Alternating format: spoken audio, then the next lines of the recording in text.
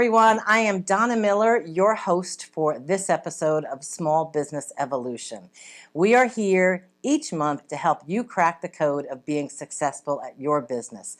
I am thrilled to have Ramon Ray here with us today. We are going to spend some time helping you to move along in your journey to success faster. At C3 Workplace, which I am the founder of, we've been helping companies to start and grow for over 20 years. We know how hard it is to run a small business. We know how many hats you wear. We've helped by providing on-demand office space, all kinds of back office support, educational programs, and this is certainly part of our educational programs. You know, we also believe that companies should be a force for good, that we should teach what we know, and we should help the next person along. And I know Ramon shares those values with me, and those are really important to us. So what we're going to do is we're going to have a conversation with Ramon. We're going to talk a little bit about what he does, talk about how he can help you grow in your business. Now, I've known Ramon for a few years now. It's been a bit of time there. A few years. So Ramon is, as he says in his LinkedIn description, he's an entrepreneur, a keynote speaker, a best-selling author, and a producer. And he is a man who knows how to hustle, which he's going to tell you more about. So Ramon, tell our audience a little bit about how you got from where you were to where you are. You've built an amazing platform. So tell our audience how you got there. Sure, and Donna, thank you for having me. It's great to be here, great to be with you and your team, and you do some great work. Thank you. And thank you for having me here. Yeah, the nutshell of it is, I mean, we can do the longer version if you wish, someday. But the nutshell of it is, I've always been interested in technology and computers and things like this. I remember buying my own computer when I was about, 2 years old. Something like that. And that was a computer. So the technology side of me has been there for a while. Grew up and got a job at the United Nations. And I was there for a number of years, about 17 years, building, I think, 1 or 2 companies, sold a company there. So I was in side hustle mode. And in the nutshell of it is, today I'm the founder of 2 active companies and several running projects, as you can imagine. And really, I think it's about, building a community. I love sharing. And so I have a community of thousands and thousands of business owners and entrepreneurs who follow me on a variety of platforms. And on the other hand, I work with large brands, such as large brands and computer companies and software companies and accounting companies, etc. Sure. And they want to reach that community. So that's what I do today, and really sharing content and working with brands how to help them humanize, I think, personalize their brands to my community. And doing things like this is part of the education.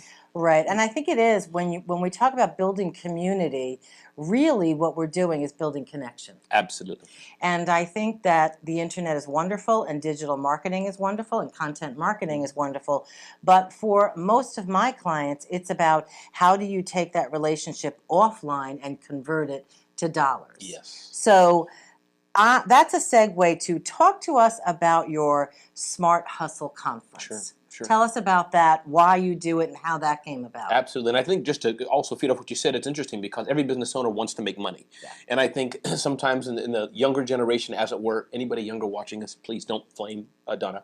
But the younger generation may say, getting likes and clicks and all that, which is important. But at the end of the day, if you're not bringing dollars in, it doesn't make sense. So exactly. But thank you. So the Smart Hustle Conference, again, as a lesson learned, I do events. And I found events, Donna, is one way to really build up engagement, build up my own personal brand.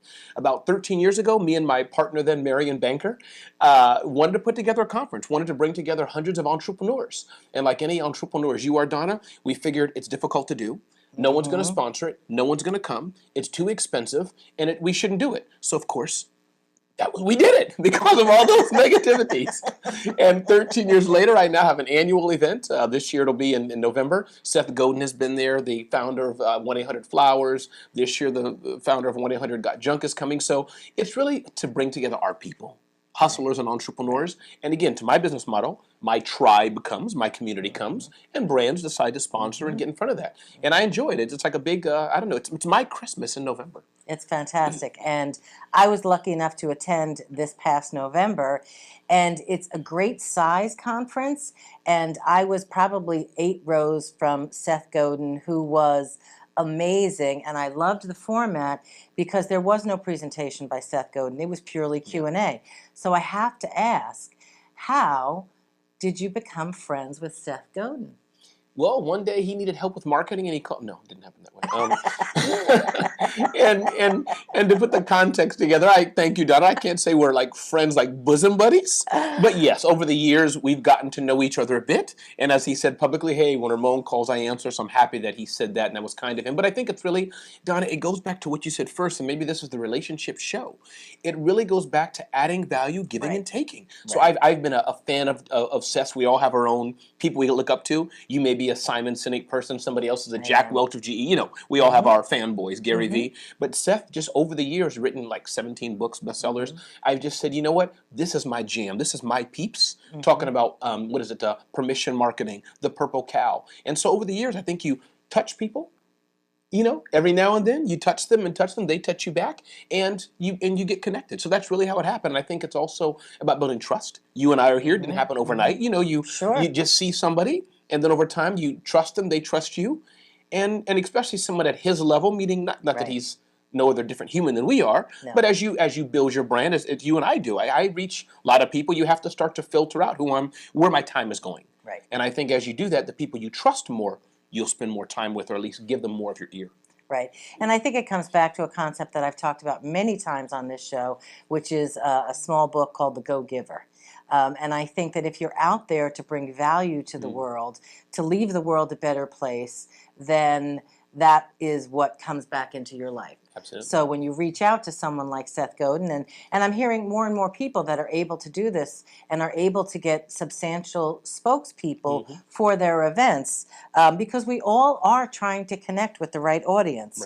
So Ramon, when we were first prepping for this show, we were talking about some of the challenges, because I think that's the reality. We always have to talk about the challenges, and what I try to do is have successful people like yourself tell the audience how they've addressed their challenge. And here is one of the challenges you mentioned that I hear from 99% of my clients. So I'm not alone. No.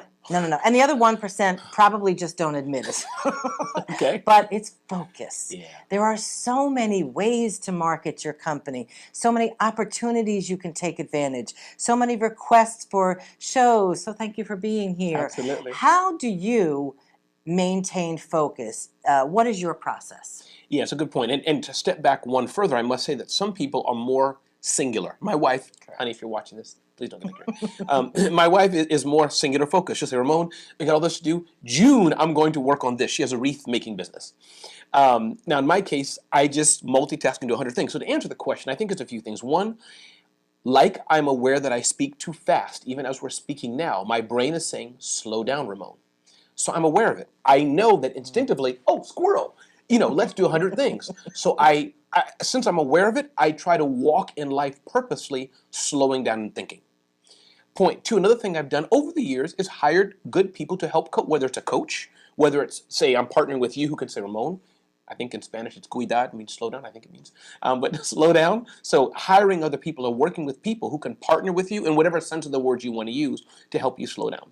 I think point three, being very clear on the end result. As a knee-jerker, as it were, someone who works fast, before I do something, I'm trying to think, let me stop. Let me think about it. What's the end result? So looking at the end result, having people around you to slow down, and being aware of that limitation, which, as you may agree, Don, on the other hand, sometimes our limitations are our assets, or as I think as it said, the assets we have are often our limitations. That's how God made me. I'm a scatterbrained, doing it once person. That's a good thing, and sometimes it can bite you. Absolutely. I always say any asset taken to extreme becomes a weakness. Yeah. And I think that is, to some extent, the double-edged sword, the plight and the good characteristic of being an entrepreneur. Being an entrepreneur means you have to be creative. You have to respond to what's going on in the market. You have to be able to see around corners. Nothing stays the same. Something you said to me that was really interesting, and I have to tell you, it's got me thinking. And I've said this to people before. Your desire is to run a certain size company. And that comes down to bigger is not always better. Talk to us a little bit about your theory on that. Sure. And Seth Godin is one who's helped me get clarity on that as well. In addition, he's helped other entrepreneurs. I was reading an article in Forbes or Fortune, and he gave the same advice he gave to me. I'm like, Seth didn't just say that to me. Somebody wrote about it. Wait, I thought that was just for me. And I'll answer it backwards, but you can help me clarify my answer. Okay, You're great. good at this. So Okay. if I jumble it, remember scatterbrained, if I jumble it No up. problem. But his answer to the question, which I'll tell you my process in a minute, is that he said, Ramon, what game are you playing? Because I called him complaining that, why am I not bigger? Why am I not doing this? I'm looking at other people who are the celebrity people. And he said, Ramon, this guy or this gal, they have a staff of 500. They're at $1 billion revenue. This is not you. And this is not what you want to do. Right. So after he said it, I'm like, let me slow down and be grateful where I am. So that's the big answer, is that what game are you playing? And I have to decide what game. But I think the real thing is that, so what I want to do, Don, is to tell people is that I realize that I'm good at running companies that up to about $500,000, give or take in scale. I've done it. I've sold companies. My current companies and projects are about that range. But I think, as you know, Donna, when you have $1 million, $2 million, $3 million, $4 million, $5 million business, it's a bit different. Most people have to have a building. You have staff, employees. That's just not in my DNA. I don't want anybody to call me. I don't want employees. I don't want anything. I just want to have my book back and my phone and fly. So bottom line, what I'm trying to say is that I think that being very clear on I want a small business, and I've been very clear, Donna, I want to work from a home office. Right. I do not want to go bigger than that, and I really want to have a small team. I want to hire people who tell me, in fact, what to do. So that's really the decision I've made, is that kind of this $500,000 size is enough that I can live quite well and do what I want, maybe a little more than $500,000. But I'll say it in case Mike didn't hear it, maybe a little more than $500,000. But the point being, a small business where I can run it. It's me and 2 or 3 other people, team members, and I'm good. Right. So, yeah. And it's a great point. We teach at C3, I teach the Earn More program, and I take a small group of business owners through the process of getting clear on what game are you playing, so you can determine what you need to do to get better results. And I do believe that from 0 to 500,000 is one type of company. 500 to $1 million, what got you from 0 to 500,000 will not get you from 500,000 to $1 million, nor will what got you to $1 million get you to 5 million. So they're very different entities. They have a completely different feel. If you want a lifestyle business, that might be one type. If you want to scale a business, that might be another type. So I really respect that, and I always say to my clients, bigger isn't always better. Exactly. It might be about finding the right clients so that you can develop more revenue per client. One of your recent emails went out, and it talked about, and now I didn't say I was going to talk to you about this, but I know this is the shocking moment, ladies and gentlemen. I know, I'm big surprised, shocker.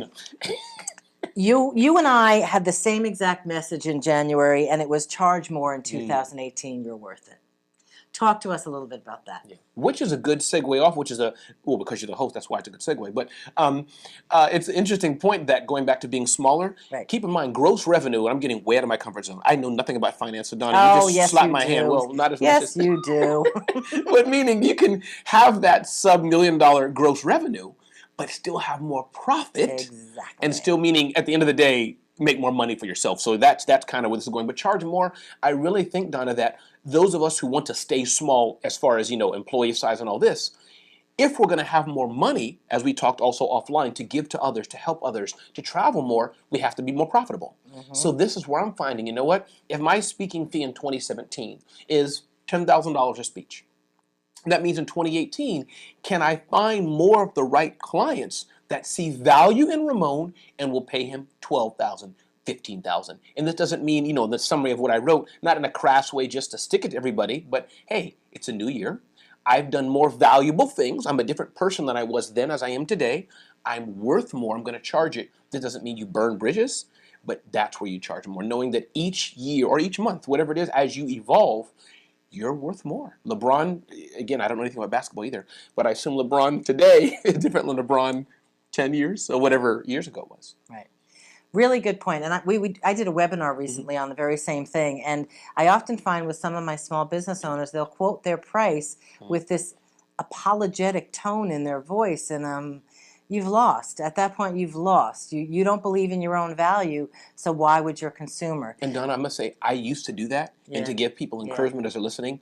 That's where, for some reason, I feel like crying even right now as I'm saying. I don't know why, but that's where a good coach can come in, because it was hard, Donna.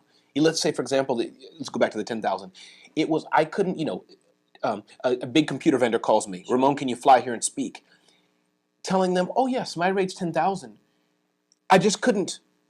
Oh, I would go. Here's what I would do, Donna. My rate's 10,000. I know you don't have the budget for that. For you, it's 7,000. Oh, Donna Miller, your name ends in an M? Oh, for you, it's 5,000. You're located in the South? You know what? Ribs, 1,000. Heck, you gave me and they didn't even open their mouth. So you didn't ask for all that, but I've learned, and through a coach and learning, going back to discipline, that's why I've learned to be able to say it with confidence and a smile. Yes, to shake my hand cost $3 million. Yay!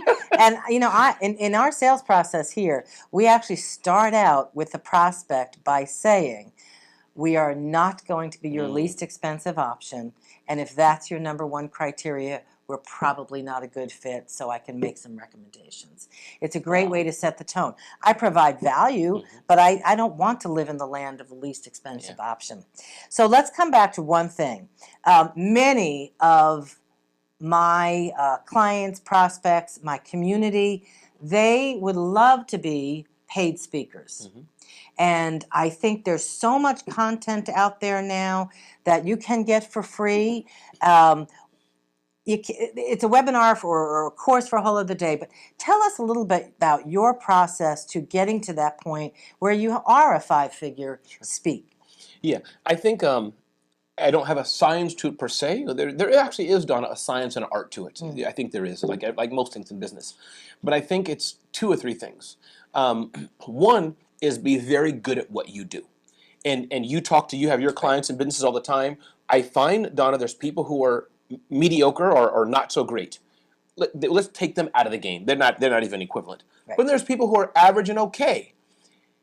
Then there's people who are exceptional. Now, I have a lot of problems. I speak too fast. I don't know my numbers, all this. But I think God's given me the ability, and I thank Him for it, to communicate. That's one talent I think I have. Unless I'm home and talking to my kids, then that goes out the window.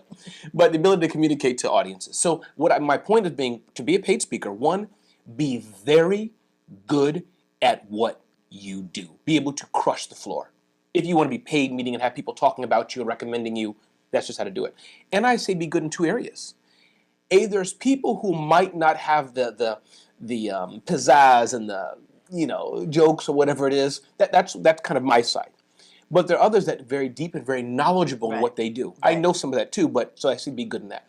Two, thankfully, social media. We say this on social media, when you're saying tweet. Well, follow what I do. Follow what others do, because by getting the videos out there, Donna, you don't know how many people, big clients, Fortune 100 clients, have hired me and said, Ramon, we saw your video about you eating pancakes in an Uber car. Wow. Could you interview our CEO in Aruba? Because if you can do that, you know what I mean? So it sounds weird, but it works. And I don't do it, as you know, to be silly. That's just how I am. I do weird things. But people have commented on me interviewing people in the back of an Uber cab. And they're like, well, if Ramon can interview people in the back of an Uber cab, I bet we could hire him to host somebody for our live show in Las Vegas. So those two things, be well at it and use social media to really showcase and showcase your brand. And of course, social media at this point is so much about video content. This show is an internet TV show. And I also really very strongly believe that cable TV is going to go the way of a landline within 5 years. So I think if people aren't taking advantage of it, it's a huge missed opportunity. And save your cable invoices. They'll be valuable in 100 years. You'll show your kids, look, I have an invoice from X cable company, whatever.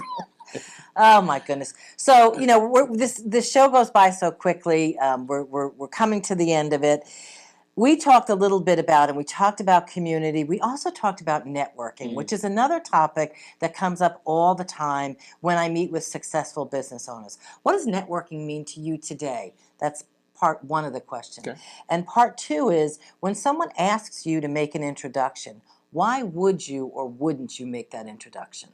If I can be so crass as to use the example of today, please. Donna didn't ask me to, but I'm going to use an example. I think networking networking in a business sense with hundreds of people in a room, we can talk about that. Right. That's a little easier though. Give a business card, you talk, you smile, you listen to the other person. That's the digest of networking Right. in a room with strangers. But I think the aspect of networking like we're doing today is it's all about relationships, value add, and giving. Don and I met, I don't know if it's the first time, but our relationship started when there was a storm and bad things were happening in New Jersey. And she gave, she offered, she contributed to the community and brought people into her space. So that was the give. So today, hey Ramon, can you be on my show and let's talk to you and help others? A mutual give. And you start building a relationship, and I think that's the power of networking. Right. It's not always about, is Donna going to pay me? Am I going to pay Donna?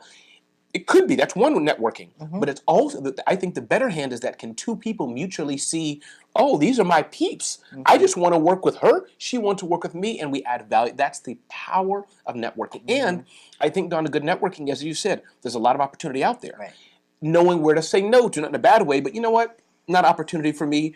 No, we don't need you on our show, as you may say to some people. So I think that's the beauty. People who have a common mentality, common mindset, how can they get together and mutually help each other in whatever the term help means? And that's so true. The C3 in C3 Workplace stands for Connect, Collaborate, Community. And when we were rebranding, we realized that was kind of our secret sauce. That was what we had been doing all along, is making connections for people. And in a situation where your market is the small business market and my market is the small business market, and now we've got this new piece of content that we can share with our markets, a rising tide lifts all boats. So why wouldn't we help each other? And that's really important, I know, to both of us. So as we're wrapping up here, Ramon, what is kind of, as you're looking forward to 2018, the landscape is changing. We've got artificial intelligence around the corner. We've got cars that are going to drive themselves around the corner. What are you seeing out there that you're really excited about? Well, regarding technology, but I would say probably just faster. I think is it 5G, we're on 5G for cellular phones. I think that's going to, I moved into a new space recently.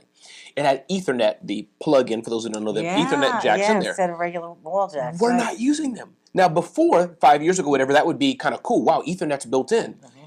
The wireless is so good, but that's still Wi-Fi. But what I'm excited is that our cellular networks, I think Wi-Fi in a few years, nobody will be asking, what's the Wi-Fi code? Because even our devices will be so fast and so cheap, it'll just be built in all around us. I think that's the one thing I'm excited about, but hopefully it's not too corny. The non-tech, I must say, Donna, it goes back to relationships.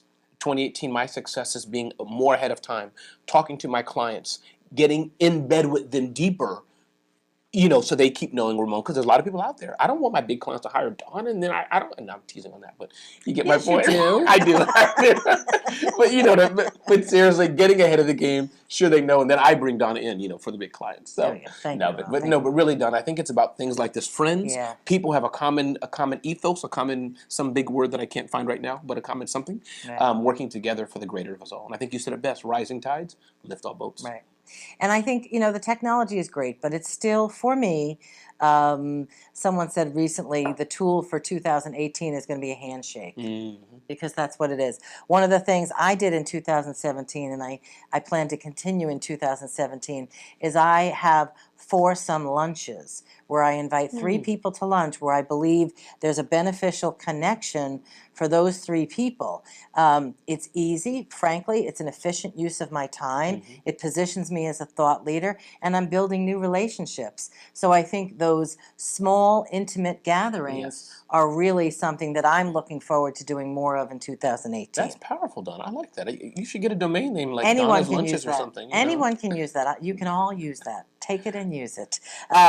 So, as we wrap up, I have a few rapid-fire questions for you. Are you ready? I'm ready. Let's do it. Okay. What is the best advice you've ever received? Slow down. That was too quick, but I get it. Okay. If you had a superpower to help you be successful in your business, what would you want it to be and why? Working at a company, and I thought I had no. See, I cry very easily, Don. If I talk too long, I'll start crying. Right? I really have to cry. But, I'm okay with and that. I thought I had no skills or talents, but my manager at the time, her name was Rebecca Sprincenatic, said, Ramon, you have the power of woo.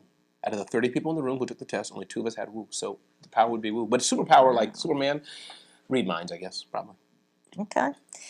What's one personal habit that you feel strongly contributes to your success?